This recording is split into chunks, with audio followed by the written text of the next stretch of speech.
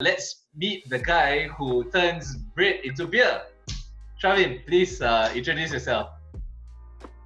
Thanks for having me. So my name is Travin. I'm 29 this year.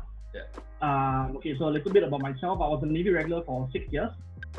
So then I left the Navy in 2017, and then after that, I was a financial advisor, still am, and then after that, I've been home brewing for a few years now, and then I started CRUST in about last year, April 2019. Right. And then we entered in September. Cool. So you were a Navy regular. That's pretty insane. So you were a Navy regular, then you became a financial advisor, then now you brew beer. No, that's really, you are the epitome of what people call a Swiss Army knife. In an age where a lot of people are specialists. I think that's fantastic, man. I'm trying my best. So the only reason I joined the Navy is because so I didn't want to be a burden on my parents, and it was only to basically pay for my own degree. So while in the Navy, I did my degree part-time in 2017 when I graduated. A couple of months after I graduated, I left. Which was just nice in terms of the timeline, like from the time that I could leave. I see. So just fortunately, I graduated before that. Just nice. Perfect timing. Did you plan that out, or was that a happy accident? It was too much planned. I love it. Okay, so let's talk a bit about CRUST. Maybe you can tell us a bit about what it is, and then after that, maybe tell us a bit about how you started it and what was the motivation behind it. Okay, so CRUST is Singapore's first food sustainability craft beer brand. So we started out basically just doing, we work with bakeries, work with hotels, anybody who have got like surplus bread, we will collaborate with them, and then we use the surplus bread and we transform it into beer. So so a lot of these restaurants and hotels, what they do is they'll manufacture the bread for the day, right? For the day's consumption. And if they're unable to use it or sell it within that day, the next day they'll actually sell it. They'll throw it away. Sorry. And even though it is perfectly fine, like bread in a cool dry place can last for up to 7 days, and if you keep it refrigerated or even in a chiller, it can last for like months. So that's basically what we do. We just repurpose the bread into something else. So that is one. We started out the company as a bread beer company, but while collaborating with a lot of all the different collaborations we have done so far, we started learning a lot of interesting stuff because I'm inexperienced, so it's important for me to go and collaborate with all these guys so I can learn as soon as possible. So it's like a crash course for myself. So the more we learn, the more we do more R&Ds about the kind of beers that we feel is feasible. The moment if it's feasible, we just bring it into the market. So we worked with a local farm. We use a plant of theirs called Ulam Raja as well. So it's very mild green mango tropical note to it. So it's just stuff like that. We incorporated in an easy IPA sort of beer, and then it's collaboration. So basically we started as a bread beer company, but the more we learn in terms of like what else can we use to create beer, what kind of surplus ingredients we can use, we just incorporate it. So we have been doing a couple of R&D batches right now. So the plants is one, because there are quite a number of farms in Singapore where they grow the plants in abundance, and they'll sell it to like restaurants for like as part of their menu, right? But there's only so much plant you can put on a plate.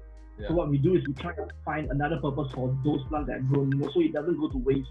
Right. So why did you get interested in this? Like how did this get sparked off? Like what thing? There is no one reason. So so I guess like I have a lot of weaknesses, but I guess one of my strengths is that I'm an ideal sort of guy. So like I just like to think like people tell me like this cannot be done, right? I'll try my best to make sure it happens. And stuff like that. So like I've always wanted to own my own company, but I'm not one to force myself into like actively go looking for what I really want to do. So I try to let it come to me, in a sense. So basically one day I was doing a bit of research on like the origins of beer. Right, it came across quite a number of articles whereby it states that the preservation of bread is one of the oldest form of making beer. So that's one thing, right? And I've always wanted to start a company that is not just for profit. It's like I want it to be a value-based sort of company. So that was really it. It's not because I'm a sustainability advocate or anything. I'm not. I just wanted to start something that I will feel that it's an important work to that extent. Yeah. So it's more personal. So it's literally just starting something whereby I know even when shit hits the fan, right? Pardon my language. Sorry. Yeah, it's okay. Don't worry about it. Yeah, it's okay. When shit hits the fan, right? I will still drag myself out of bed, right? Because I know it's for a better purpose. I love it, man. I love it. If it's all for profit, right? You probably won't be able to do that. Yeah, 100%. I know exactly what you mean.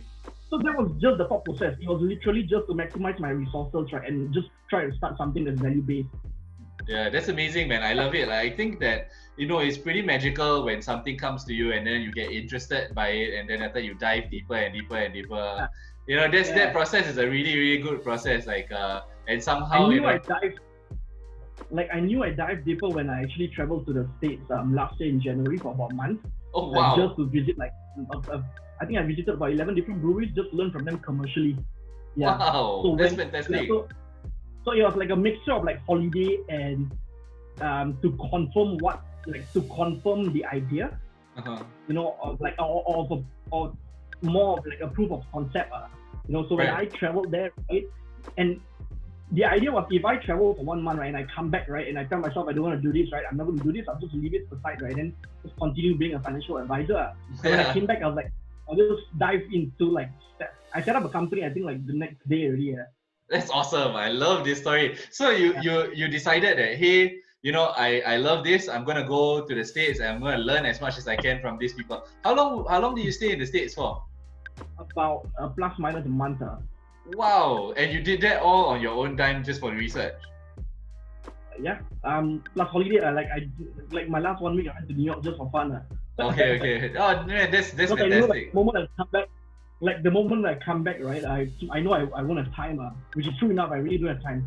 Yeah. So what's been keeping you busy during this COVID-19 period? Okay, first maybe let's talk a bit about how it impacted you. How COVID has impacted you, and what were some of the challenges that you faced? Okay. There's a lot of challenges actually. So the sad part is about 6 weeks ago, this was before the stay home and the circuit breaker and everything, I traveled to Perth for a week. That too was because I haven't traveled for more than a year, right? So why not? Okay, let's just take that small break. But at the same time, also because I went there to meet people within the F&B industry. Yeah, because I had quite a number of connections there. So the idea was to go there and meet these guys, try to sell the ideas, see if Perth is a market that we could enter. Yeah, so I went there for a week, came back to Singapore straight away, stay home notice for 2 weeks after. Oh no, you cannot stay home notice. Then right after the stay home notice, right, the circuit breaker started, and up until now. So wow. So you've been at home for an extra 2 weeks than everybody. 3 weeks, correct, 2 weeks lah. Oh 3 months, man. yeah. So my colleague Ben has been when I was away, right, and I couldn't do much, right, he was pretty much the one running around by himself. Which is quite sad. So at least he kept things running, which I'm super fortunate for. So that was one, and then another thing is I'll just be very upfront. We were about to bring an investor in. Yeah. This was before I went to Perth. Before I went to Perth, right, everything was on a high. We started getting more media traction. We started doing. We improved in terms of our beer quality and everything. We knew better about the brewery world and everything, because home brew and commercial brew is very different, so it's a steep learning curve. Yeah, so we were doing a lot better, getting a lot of media traction and investor coming in, and then April was a month whereby we were supposed to do our official event for CRUST Day, our yearly event. So it's an event whereby it falls on CRUST's birthday, but at the same time it's also an Earth Day event, and we were supposed to have CRUST Day at Smoke and Mirrors and everything planned for already. We were supposed to do 2 tap takeovers, and then we were also supposed to do 3 beer launch. Yeah. So there were 6 events in total. So we wanted to use April as our tipping point, where guys, we are here to stay and stuff like that. We're not going to go anywhere. But the moment I went to Perth, right, everything just went downhill. So all that happened. Investors left, and then COVID-19 happened, and we like a lot of companies were diving into delivery, but we didn't want to because we knew we don't have the logistics or the operational like know-how. So we took a little bit longer than everybody else to start our delivery, but the idea was to learn as much as we can. Okay, so your whole thing primarily was a B2B business first. Yep. Right. Correct. So you were selling to taps. You don't B2C at all. So you will partner together with different bars. You will partner together with different restaurants. Then they will sell your beers and stuff like that, right? Okay. So now as COVID has happened, like I'm hearing like it sounds like you're moving into a different direction. Yeah. And now you're selling direct to customers. Yeah. So So after all that hoo-ha, right? We took a bit late to enter the market in terms of delivery, but we started last Wednesday. So we've been delivering for 6 days, sorry. And yeah, so the response has been pretty insane. But we only do it through our social media, actually, mainly from Instagram. Nice. Yeah, so the idea is, it's not that we didn't want to set up an online platform and then start, but the idea was I've been too busy that I don't really know a lot of my consumers to a certain extent. I only know the business that I work with. I don't know the people who are actually like to a certain extent like supporting the brand. So because I'm a little bit more free now, because you don't have to travel as much. Right? I'm home most of the time, right? So we came out with the plan to do it over social media. It's a lot more hectic. There's no easy way to do things because then you copy and paste the combination over to like Ben and everything, right? But the whole idea is to communicate. Yeah. So that I can get to know them, they can get to know me, and then like at least when we deliver, and we do our deliveries ourselves as well, when we deliver, we remember their faces as well. So just so that hopefully we can continue this friendship even after. So the traction is really good. We only do it through through our social media right now. Okay. But we are working on online platform. Okay. Initially we didn't want to because it will feel very transactional. So we chose to at least keep like the first 2 weeks to just do it over social media, get to know them better. But now I cannot manage just on social media alone, so we need that online platform to come in to make my life a bit easier. Hey, that's a happy problem, my friend. Like it sounds amazing. You know what I love about this story? I love about this story the part where you took adversity and you turned it around and you made it into an opportunity. That's exactly what we are all about at Create Studios, because that's exactly what we want to do. Like we're taking this bad situation and trying to turn it around and make it into something positive and good for other people. You know what I mean? Yeah. So maybe Travin, can you talk to me a bit about your whole process with your founder? Is he a co-founder? His name is Ben, is it? So Ben is my COO. He basically runs the operation. Oh, sorry. He's sorry, a Travin. friend of mine. So You're I've known gonna him for like 12 years. Sorry, you're gonna have to say that again because you kind of got cut off a bit. Yeah. So maybe just tell me a bit about Ben. Okay, so Ben is my poly mate. So I've known him since poly, so same class as well. So we even did the same degree together, and I think I've known him for about 12 years now. Wow. Yeah, 12 years. So he's someone I trust. I'm personally I'm a person who don't trust like that easily. Yeah. But I was more than happy to have him on board. So he used to work for another company called Proof and Company. I know Proof and Company. So he basically was already in the previous world, and he knows he has know-how in terms of the operational aspects of things. So I could always take the easy way out and just hire someone on like a cheaper budget, right? And then so I can save a bit of money and everything. But it's a lot of headache because you got to still give a lot of direction. So Ben was an easy way out for me, to be very honest. I had to match his previous pay, which was a bit difficult for me because I'm a startup, right? But I was more than happy to do so because at least when he comes in, he could help me run things in terms of operation, the operational side of things, right? And at the same time, I could learn from him while he's running things. Instead of me learning first and then the whole process of me having to learn first and then implementing stuff. Now stuff are being implemented. I'm learning at the same time. That's fantastic. So he basically runs the operational stuff. I think he's gotten a bit angry with me because I took a lot of his time, but but what to do, man? That's the process of starting a business, right? Like, there's no choice. Okay, so when you just started out this business, right? Just curious, in terms of how you've been impacted from a COVID situation. Did you see from say for example 100% of your sales within that month? How low did it drop to during that period of time? Okay, so from March, right, a lot of the restaurants were already impacted, right? So our sales was very bad in the sense that they don't reorder because they cannot afford to do so, because they themselves are very unsure whether they will remain open or not, right? So like that whole like perf to like stay home notice to circuit breaker starting, right? I to be very honest, I lost a bit of hope in what I was doing. Yeah. Because like you hit a very high, right? Then after that, like everything just went down in like a matter of like days, Days. Like every single day, right? I do not know what's going to happen tomorrow. So how do you deal with that mentally? Like what was going through your mind, like when you were dealing with that? Just work. Really, like that's usually what I do. So what we did was we started planning for the delivery, but we didn't want to launch it too soon. Because then we might be super unprepared for it, right? So we launched it a bit later than most people. But ever since we launched it, right, it's been pretty good. Like like really good.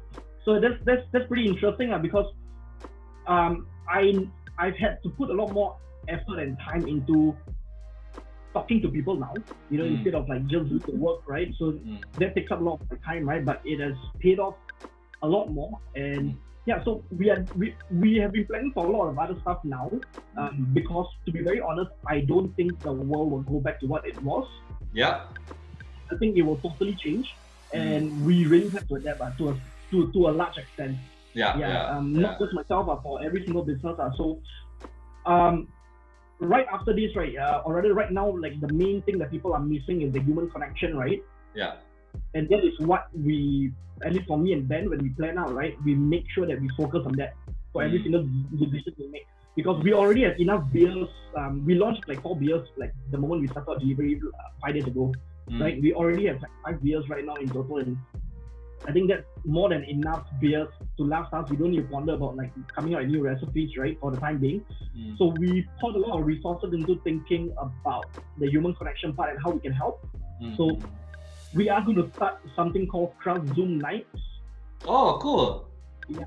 So it's probably going to be held on like Saturdays for about a 2-hour duration. So the idea is very straightforward. Anybody else who bought anybody who bought a beer within that week, right? On that Friday, we'll just give them a text. But because we don't want like 20, 30, 40 people inside, and it becomes very messy. So it's a very personalized way. So I will send text to a small amount of people first, right? And then they invite like a friend or two, and then we keep it to like maximum like 15 packs. Just so it doesn't get too cluttered. Hey man, like, do you mind if I join in for one of these sessions? Like, it'd be cool. I think it'd be so nice.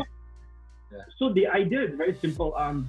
It's for us to get to know our consumers better, but at the same time also for consumers to get to know us better, right? Not just as the brand, but as people. Me and Ben will be. So just get to know each other better over CRUST, of course. And then also for each individual there, right, to get to know each other better as well. Even if the circuit breaker is lifted, right, after that, like you guys are having beer, like some random people, like 2 guys are having beer or 2 girls are having beer, right, at like some place, right? I'll be very happy to say that I had a hand in like forming a relationship. For sure. That's fantastic. It's so. It's so crazy that like, because I was talking to someone else today. I'm not sure if you've heard of these guys. They run this thing called Chope and Save, and basically they're trying to save F&B businesses by allowing people to buy vouchers. So really cool group of individuals. They started this whole website and it went well. So one of the dudes, he was actually telling me that he was a part or he is still a part of this Zoom nights where they have like this whiskey appreciation thing. So I guess like it's fantastic, man, that people are still building connections. I think it's very clever of you to be building this around your brand, and if you bring people together, I think that will ultimately like pay off, because people remember that, man. Yeah, so that's the whole idea, because like when we started, right, the vision was quite simple, to maximize our resources, but at the same time also to provide as much value back. Yeah, so I love it. It's a force for good, to a certain extent, and beer is fun. Yeah. Right? Beer is fun, so why not? Yeah, for sure. Then at the same time, we can also take in, like, we are very open to taking feedbacks over Zoom, like people telling us what they like, what they don't like, what can be improved on. Yeah, just because there's only two brains in a company, right? And there's only so much two brains can do, right? Yeah. So if over Zoom someone can give us a bit of advice or feedback and everything, or we can learn something from someone else, right? That'd be nice.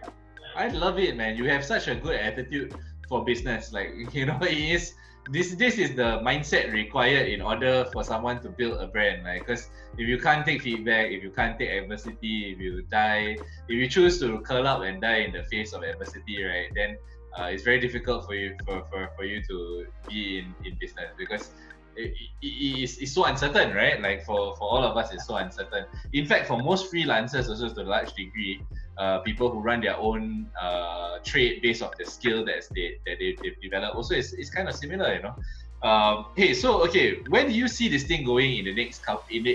Maybe we just, a lot of people ask about the next 5 years. We keep it simple. Where do you see this thing going in the next year? Yeah, exactly. So where do you see this going the next year?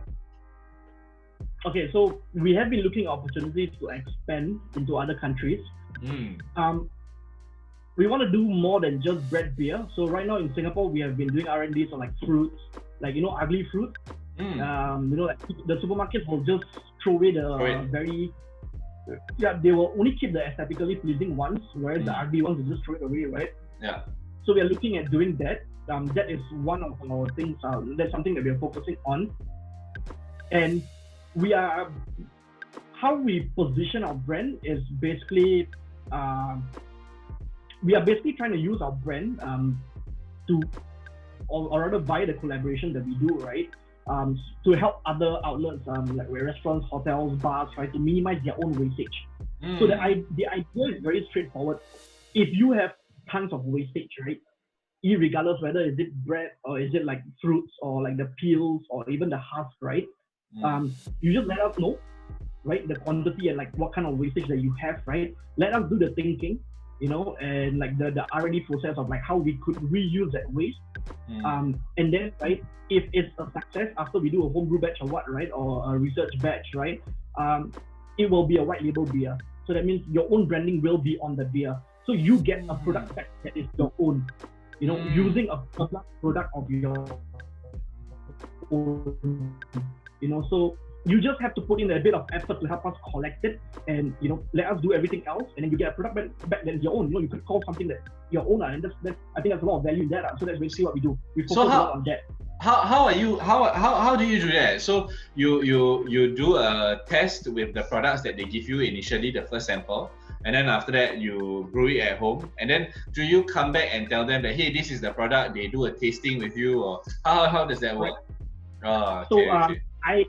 I have to, when I do my own homebrew batch or like the R&D batch, right, I got to approve it first before I even bring it to them. So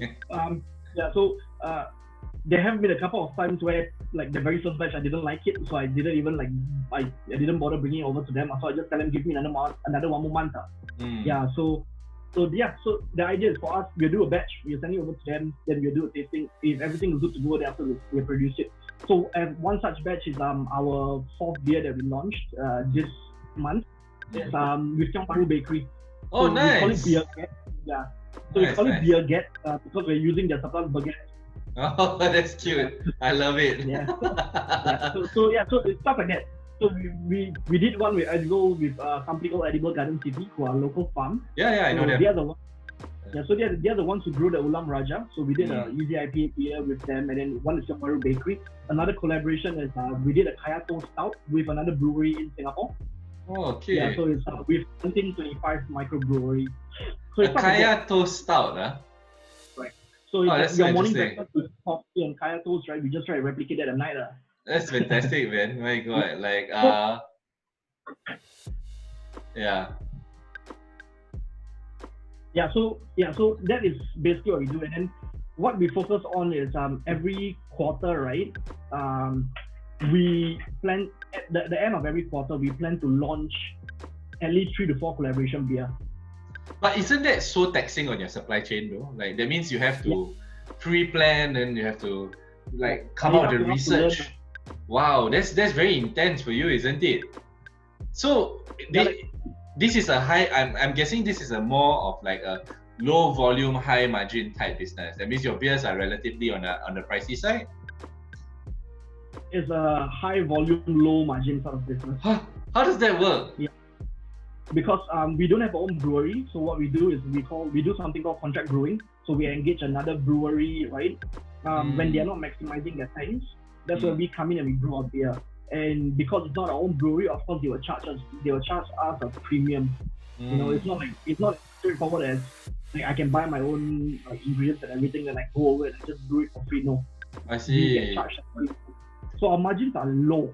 So we have to do the bulk of things, and that is where the collaboration comes in, because we are telling the brewery, like, if you guys are not maximizing capacity, that's where we can come in and we can help you as well, right? Because you know you're not brewing as much beers, right? So why not we help you in that sense, right? Because we could also provide another market. Understand. So the idea is every single quarter we do 3 to 4 beers, and then continue just try to see how much we can be stretched. Wow, that's so crazy. I really admire the spirit of innovation, because most people just take, okay, I had this one flavor and I'm going to keep on brewing this one flavor for the next, like, God knows how long, right? So there's no wrong. There's no right, there's no wrong. Yeah, there's no right, there's no wrong. You're taking a more artisan approach where you're creating things like specifically for wait, okay, let me ask this question differently. Are you guided by what's available in terms of the raw material, or are you guided by taste? By taste, you mean? No, we are guided by what's available. Okay, understand. So we look at what is available, right, and then we try to make it work. I understand. To be very honest, right, maybe even when we do it, like when I do a homebrew batch, right, and it comes out good, right, when we brew it commercially, right, there will be a slight difference. You know, so maybe it will not be the same, but yeah, so it's basically what we get. So if someone comes and tell me that, oh, I have a pineapple husk, right, and I don't know what to do, right, then I'll probably just do a bit more reading on what pineapple husk tastes like, or I'll take some from them, right? You know, then maybe boil it, try it, you know, or freeze it and try it, or try different ways and try it and see what's the best way to implement it in a beer, or what kind of beer works with the flavor profile, and then we just implement it. Yeah, so how does your family take to this? Because I bet that there's a lot of random things in your house, man. Like, Ben's house was super clean until he joined me. So like my mom is holding me, his mom is holding him. So we're trying to move out of our houses in terms of having an official office soon enough. Okay. So yeah, so that's basically what we do. So the thought process is very simple. I've been trying, like when me and Ben talk, right, what we do is even when we have wastages of our own, right, the thought process is very simple. We think in a sense that, let's think about how to maximize our resources. So that's basically how, that's at the forefront of everything that we do, or every brainstorming that we do. Is like how to maximize our resources. So one such example would be, I think about 3 months ago, during a bottling process, right, we had an unfortunate accident. So the entire bottling process, right, went very badly, and we had like 200 over flat beer. Okay, oh, that's rough, man. Yeah, so 200 over bottles is not small. It's not a small significant. amount. It's significant. But it's it's not a very big amount, but it's a good amount, like to sell. So most breweries, what they will do is, they either throw it away or they'll just sell it, right? So we just kept it aside. We keep it in the cold room first, and then we took like a couple of weeks to think about it, right? And we came up with the idea of like a flat beer, right? Because it's not carbonated, right? Will be the perfect thing, right, to distill into a spirit. Yeah, so what we did was we engaged a distiller in Singapore, right, to just use our beers as a test batch, right? We worked with him and everything, right? And we got spirit, he distilled it, and we got spirit, and it's freaking amazing. It's pretty cool. It's very different. That's amazing, so, like, dude. Another product in the market, so that's something that we have been busy with as well right now. Right, so we're trying to do more research on that, work on it a bit more, see like in terms of flavor profile what's best. So it's just stuff like that. It's really just stuff like that. So not letting things go to waste, basically. Correct. Yeah, not letting things go away. Keep it as a thought process, right? And it's like a norm to you, right? Yeah. It's not like something that is very tedious or tedious process for you, right? Then you might be surprised what you can create. Have you always been that kind of guy though? Like, have you always been like, okay, I'm not gonna waste this thing, and like you have always been a bit more, I guess, conscious about these things? Actually, I think it comes from like my mom. Okay. To a certain extent, because my mom is the kind of person where if she cooks today, right, a certain meal, right, and like the family eats and everything, right, then the next day family eats again, right, but then after that there's still a lot of wastage and nobody wants to eat that again, because nobody wants to eat the same food for the third time, right? So what she does, right, is that she'll use the same food, right, and she'll find a different purpose for it. Like maybe like if she makes like veggie and like a meat dish, right, people like, after a certain time everybody's sian of eating it, right? So what I'll do, I'm just going to make it into a noodle or fried rice, I don't waste it, and then it's stuff like that, and then like when she goes tapao food, right, then it comes in that plastic container thingy, right, the Tupperware, right? Yeah. So what she do is that she'll use the Tupperware again and again and again and again. Right. Until like really broken and everything. So it's I guess it's not from me, it's probably from her. So it's yeah. Does she know this? Have you told her about that? No, I bet you she'll be quite happy to hear it though. So how has she been taking it? Like, I assume that she's proud of you also, of you doing this kind of stuff. She doesn't understand it, to be very honest. So like, so like my grandmother and my mom are like very old school people. So they don't understand like the whole sustainability thing. They only think I'm just doing a beer company and they don't like it. Like my mom doesn't like it. Yeah. So like when I started out, I had to bring my parents, me and my parents, right, out for dinner before I started the company, just to throw out the idea to them. And usually I don't usually when I'm like treating the family out for dinner, is usually the entire family, that means including my grandmother, my siblings and everything. But this time, right, it was just the both of them. So the sole purpose was to actually be into a nice restaurant, talk to them about what I want to do, right? Just so I can get much agreement on it. Let me feed you. By the way, let me slide this in. But when we reached the restaurant, right? Yeah. And then my parents saw like, there's only 3 chairs. They asked me, where's the 4th one? I said, why will there be a 4th one? They actually thought I was going to introduce them to a girlfriend. What? That's funny. I'm sorry to disappoint you, but I'm here to talk about business. I want to start. So stuff like that. That's great, man. That's really, really, really cool. I love how real you are about this. You know what I mean? Like, it's because it can be a challenge, right? Convincing parents that you want to do something, then if they don't understand it. How old are you, by the way? Do you mind my asking? I just turned 29, like on Monday. Wow, okay. So, dude, like, in Singapore, you're still considered a youth. You know that, right? No. Yeah, so in Singapore, dude, the youth category is 13 to 35, my man. Seriously, dude. I'm serious. Yeah, so I'm technically still a youth. The 35, I think they'll be super happy about it.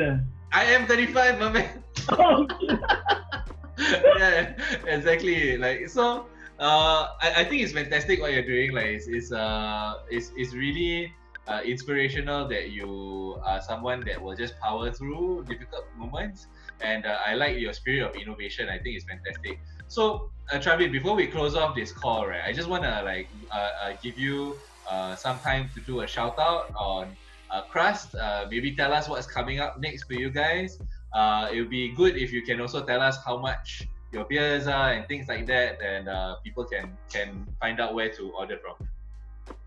Okay, so we are actually going to start our online retail very soon, probably like next 2 weeks or so. But before that, you could actually order our beers on Instagram and Facebook message. We do have our posters in terms of all the information with regards to delivery there. You could also text, the number is also in the delivery picture.